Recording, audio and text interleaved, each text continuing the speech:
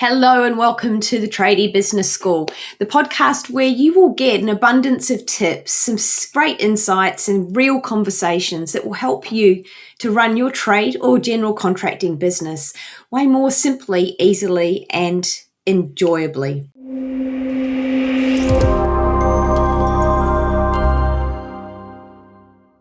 So I'm Miranda Hill. I'm thrilled to be with you today. So wherever you're listening from, hello. And I'm going to be talking about why you set goals, why you set business goals that you fail to achieve. There's a few reasons why, and this topic is something that I could talk about for quite some time. So I've distilled it down to three main reasons why we set business goals that we don't achieve. So a business goal is something that we set for ourselves that we want to achieve. It's something out in the future. It doesn't yet exist, right? So the goal is an indication maybe of a place that we would like to be at some stage in the future. It's a symbol of how we want our business to be, maybe how we want to be, and a measure of what that future state or business will be like. And the goal is representation of something that's going to give us. So it may be giving us a sense of freedom. So so many of you I know would love to have a freedom of choice. So, and to do that is required to get a steady or consistent revenue stream coming in, steady or consistent lead flow and sales, to be able to collect on the commitments from your customers and have them paying you regularly, to be able to work with the type of customer and doing the type of work that fulfills you, satisfies you, and also too, from a business perspective, is the most profitable. So we set goals for ourselves. In many cases, the outcome of these goals that we want is maybe money or time so that we can live the lifestyle that we want. We're earning enough so that there's a congruence between our bank accounts and what we can go and do. So we feel that we're, I guess, being rewarded in some way from the work that we put in every day. And I know many of you listening are putting in some long hours, 80 hours, 60 hours, more, whatever it looks like for you. For many, it's dawn till dark. It's getting up in the dark, through winter in the cold. There's cold, there's wet, there's all sorts going on. So to be able to have control over that and maybe do less of that and to have more of a balance, whatever balance looks like for you, is often the driver behind some of the goals that you set. What I've noticed though is that many people set goals, even more so in trades businesses, set goals and don't achieve them. I've really started noticing there's three main reasons. So the first reason why we set goals that we don't achieve is that we fear the success. So hang with me for a moment there, because I guess many of you go, hang on, I fear the failure. I'm worried that I might fail. And because of that, there's a series of behaviors that might come up that avoid us. There's an avoidance of the activities or the tasks that are required to achieve the goal.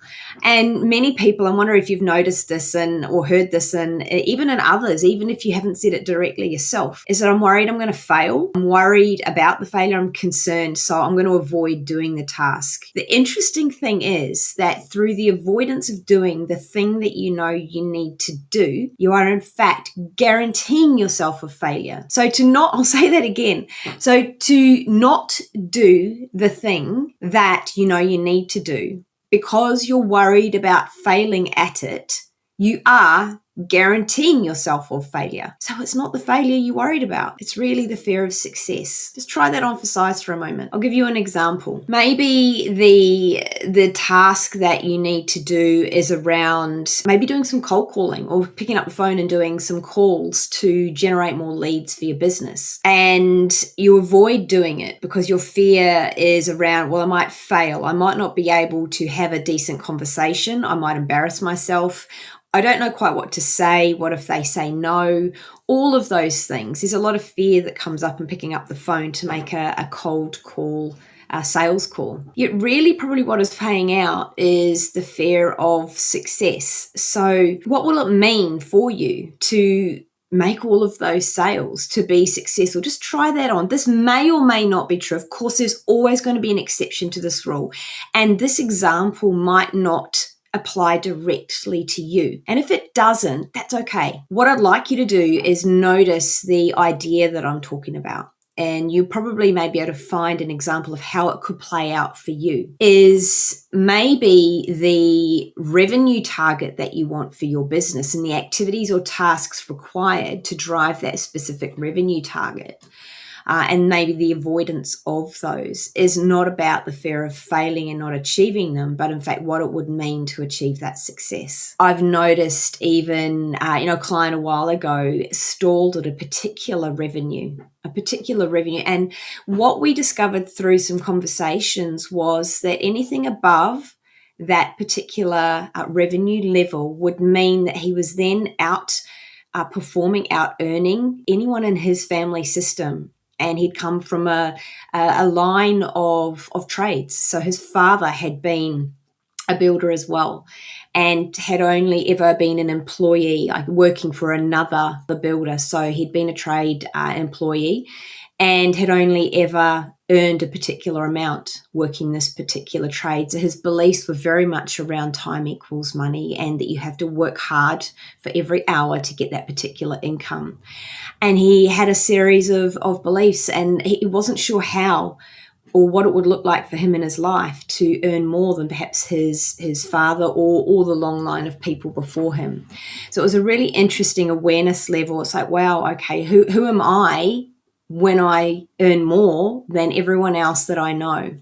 That's one example. It may be that the size of the business is or the performance of the business or the industry or the whatever you're doing in your business, it might exceed an invisible level of success that is higher than your family system. Any kind of family system or the traditions that have been set before. So just try that one on and just notice, is the fear of success driving some of the decisions you're making at a more micro daily level to avoid the things that you need to do to achieve the goal that you've set? So that's the first one. The second one is that we set a goal that is too big. It's just the gap is too big. So imagine where you're at now. So you're in a place now and there's a gap between where you're at now and the goal that you've set for yourself. And it's just too big. So maybe your revenue target, maybe your profit margin, maybe the size of your business, the number of employees that you want to go for, whatever that may be that is your target, your goal that you've written down. It is so big that your brain just goes, that is like a Grand Canyon gap. It is so far removed from where I am now, it is impossible.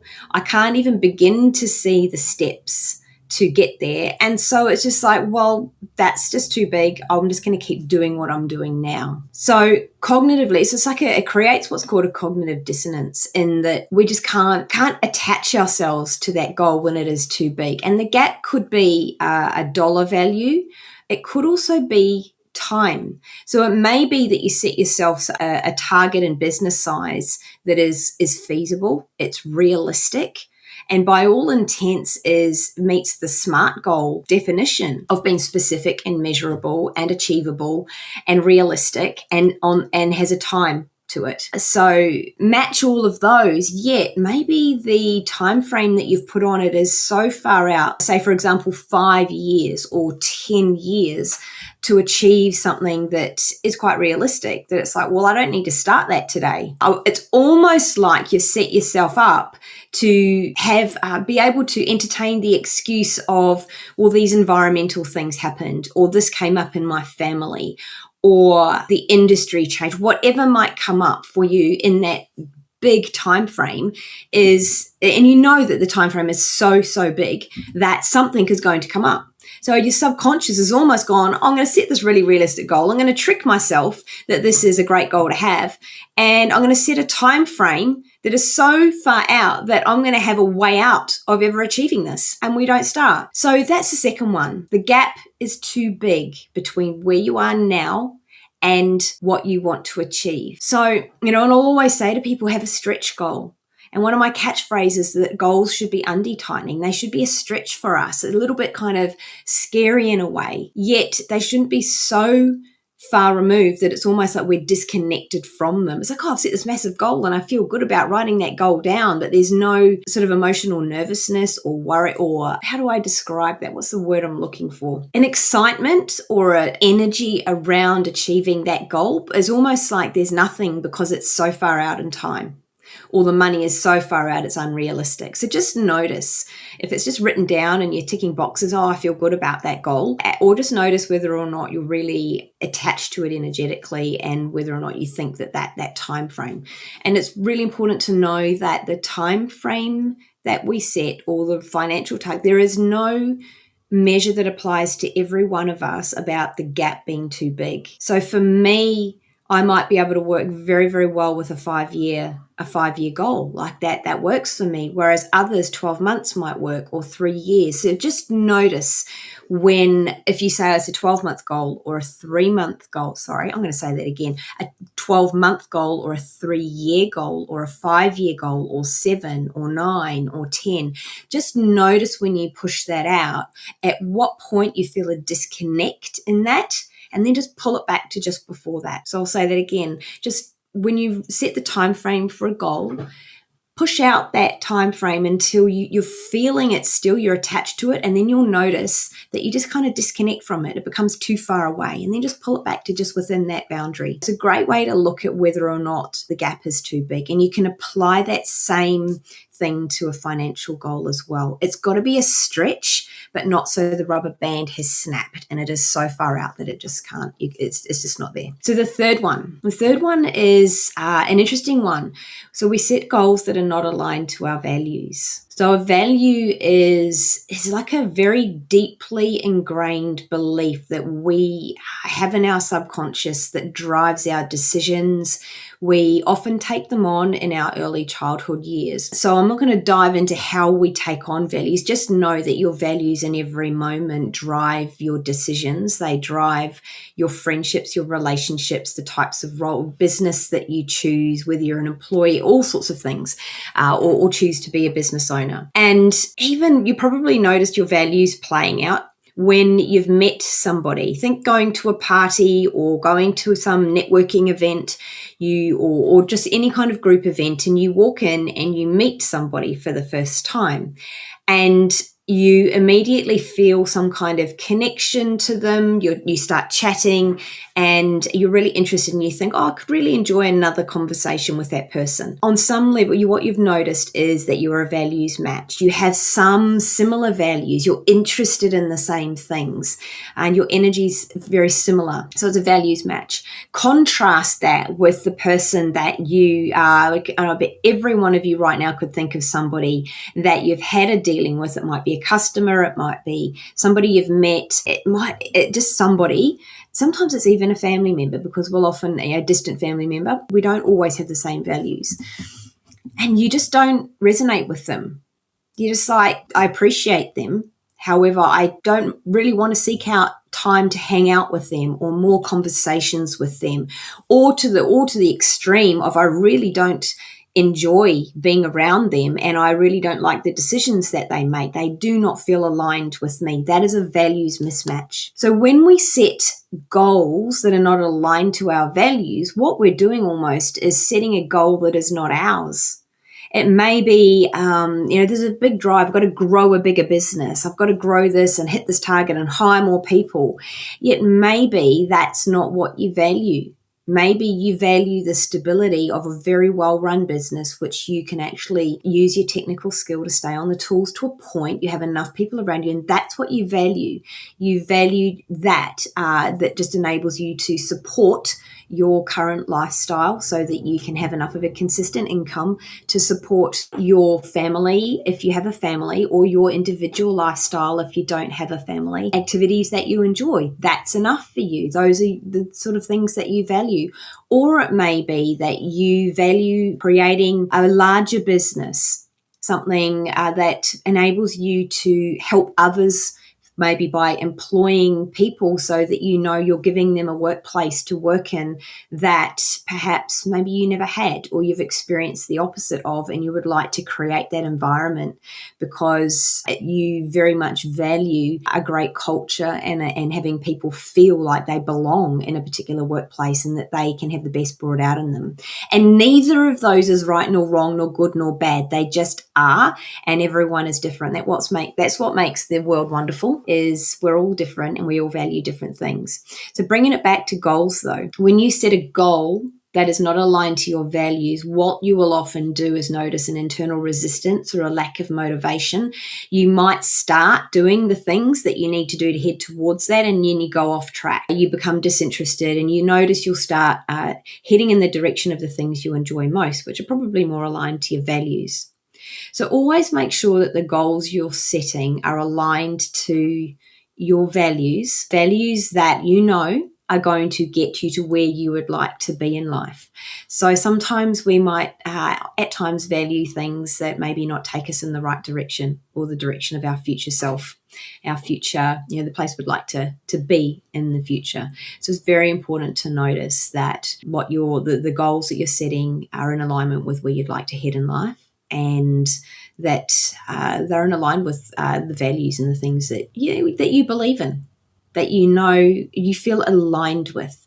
And you might not always like doing the task. Here is an important distinction. You can set a goal that is aligned with your value and the vision you have for yourself and the place you would like to be, the size of business or where you would like to be, or the lifestyle you would like. You can set that goal, and that can be totally in alignment. Yet some of the tasks you have to do to get there may not be enjoyable. I know many business owners that don't really like maybe writing a system, yet to get to the goal, they have to write a system. That does not mean that if you don't enjoy doing specific tasks, that doesn't mean that the goal is not aligned to your values. It just may mean that you've got to dig a little deeper to do those things.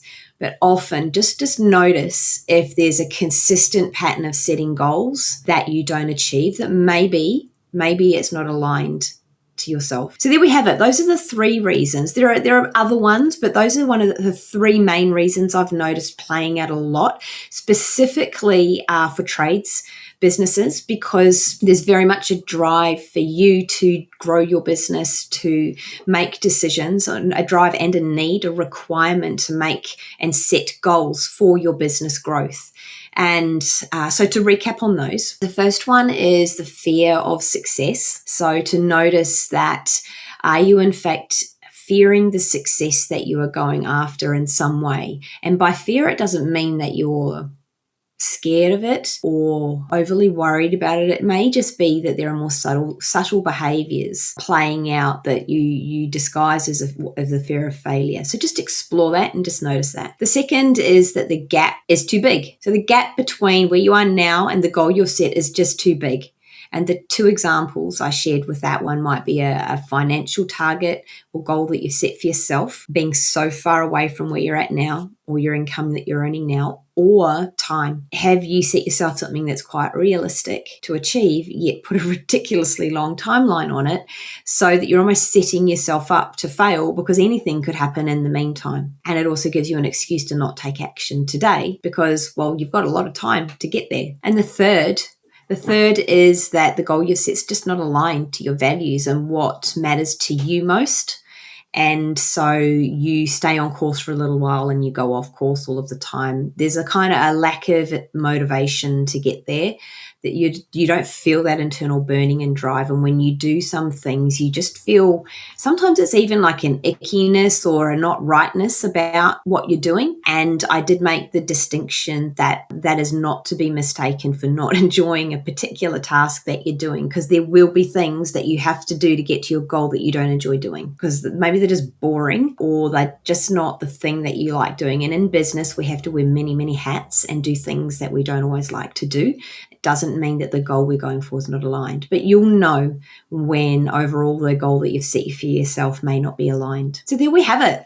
I trust this episode has had a few aha moments for you. I would love to hear from you. If you want to drop a comment below or hit like and share this with others that you believe will gain something from hearing this conversation. I do know that this conversation will definitely apply to people even outside the trades businesses. So you never know. Please feel free to share it and hit like. And we cannot wait to have a chat to you again in one of the next episodes of the Tradie Business School. Thanks for your time today. You have a wonderful day wherever you are, whatever time it is, and I will talk to you again soon. Bye-bye.